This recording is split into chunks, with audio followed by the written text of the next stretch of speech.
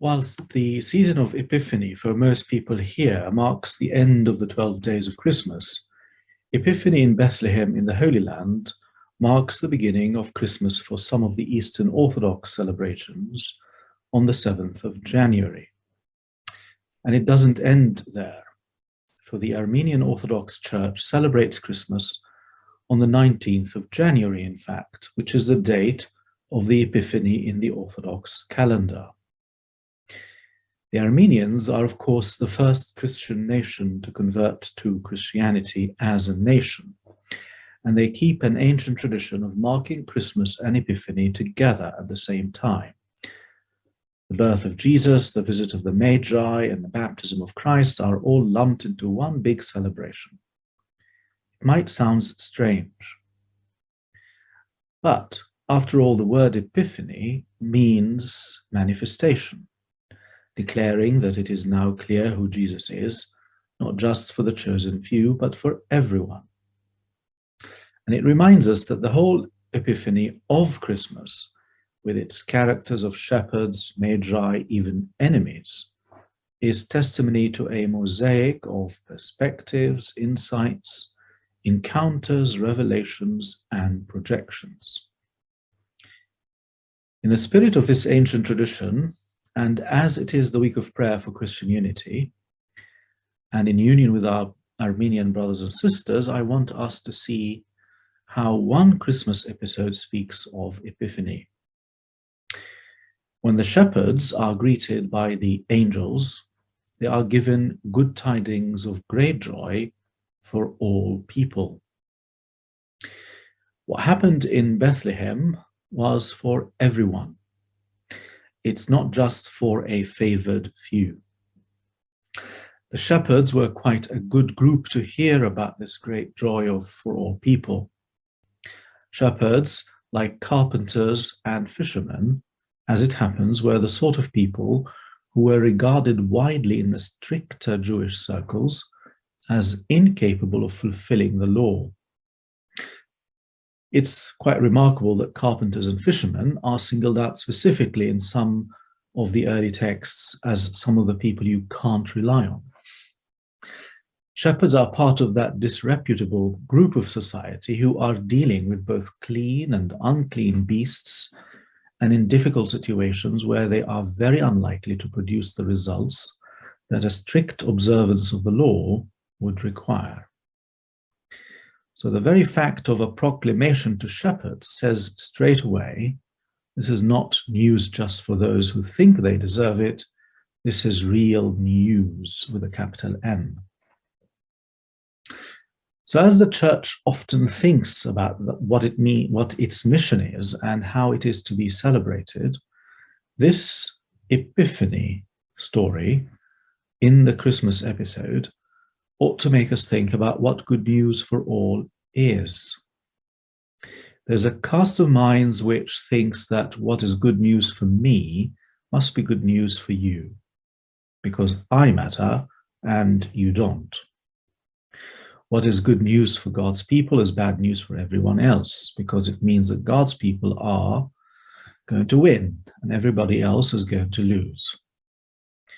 There's a certain amount of that around both in the Old Testament and in the New Testament, and there is a lot of that around in our political life. Good news for me must be good news for you, and if it's bad news for me, that means you can't be part of us, and that's the end of the story. God is going to make us win, and you are going to lose. Good news for everyone is therefore, when it appears, much more radical, much more demanding than we might imagine, regardless of which group we think of ourselves to belong to, whether we are liberals, conservatives, whatever.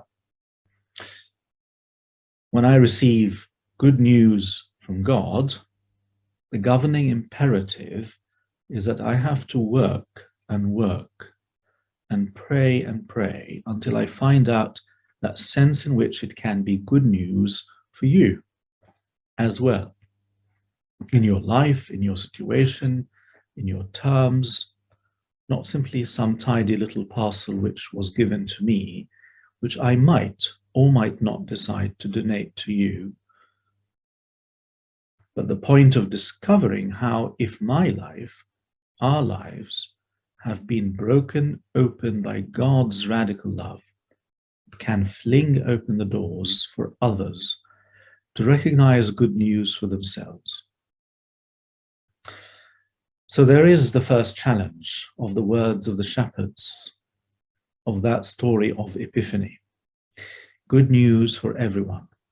Insiders, outsiders, pious, not pious, the Jew and the Gentile, the Christian and the non-Christian, and the search, the demanding search on how does that news which has come into my life come into yours as a source of transformation, enlightenment, and joy. How do we, as a community of church, become good news? Bluntly speaking, are people glad to see us? Do we bring joy to those around us? Good question. The second point is what the angel says about the sign. They say this should be a sign to you.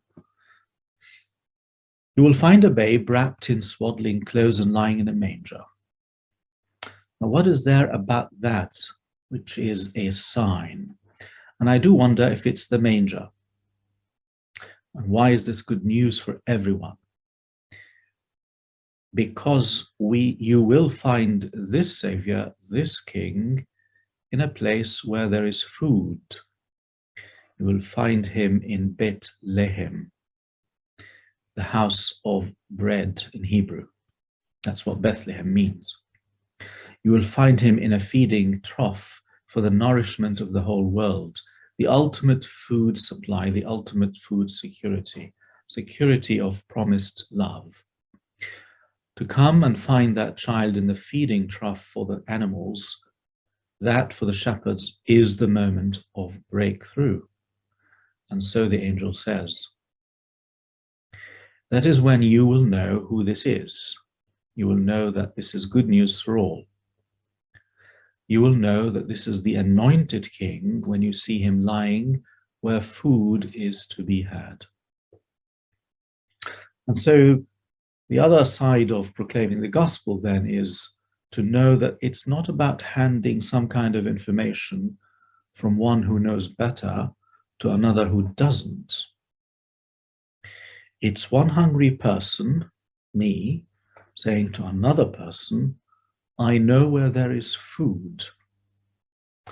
And the shepherds know where there is food. So they go off, they wake up everybody in Bethlehem by celebrating very loudly and telling them that there is food to be had in the back room and behind the inn.